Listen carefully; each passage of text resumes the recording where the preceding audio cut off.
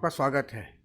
आज हम बात करेंगे गया शहर के टिल्हा धर्मशाला मोहल्ले के विजय वर्मा की। आर्थिक तंगी को दरकिनार कर अपने बुलंद हौसले से विजय वर्मा आईआईटी रुड़की और फिर गेट के माध्यम से steel authority of India Bokaro में सहायक प्रबंधक के पद पर पहुंचने में कामयाब हो गए। आइए सुनते हैं विजय वर्मा की कहानी, कैसे वे इस मुकाम तक पहुंचे। धन्यवाद। मेरा नाम विजय वर्मा है।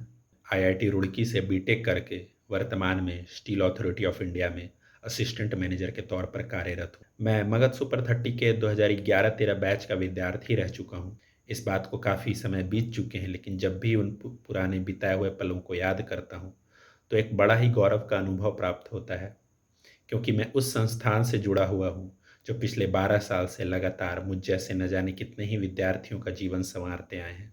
समाज के वैसे वर्ग के विद्यार्थी जो जिनमें प्रतिभा तो है, लेकिन अभाव के कारण, इतने महंगे कोचिंग संस्थान होने के कारण अपनी क्षमता को आजमा नहीं पाते हैं और शायद उस मुकाम को हासिल नहीं कर पाते हैं जहां उन्हें होना चाहिए। लेकिन ईश्वर की कृपा से और अभ्यानंद सर के सोच के कारण आज मैं यहाँ पे हूँ।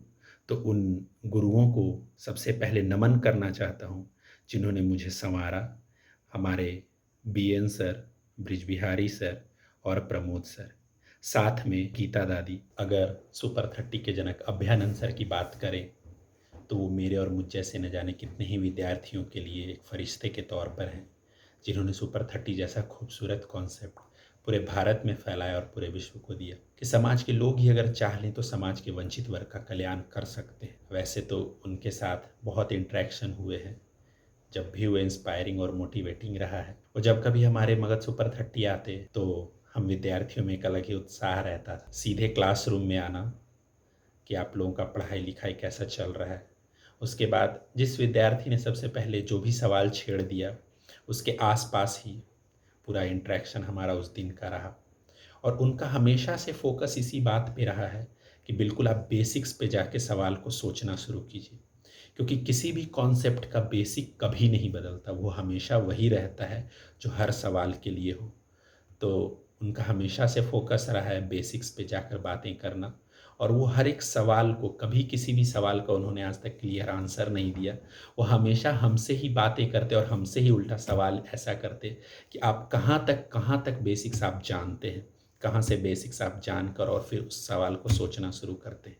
अगर मगध सुपर 30 में बिताए हुए समय को याद करूं या फिर इंटरव्यूज़ के डेट्स का मैं याद करूं, तो मुझे आज भी याद है जब मेरा इंटरव्यू चल रहा था सुपर 30 में एंट्रेंस के लिए, तो टीचर्स मुझसे सवाल कर रहे थे और वो बिल्कुल ऑब्जर्विंग मोड में ऑब्जर्व यही कर रहे थे कि कोई कैसे किस सवाल का जवाब देता है। आग्रह है कि वीडियो को लाइक, शेयर और सब्सक्राइब अवश्य करें। धन्यवाद।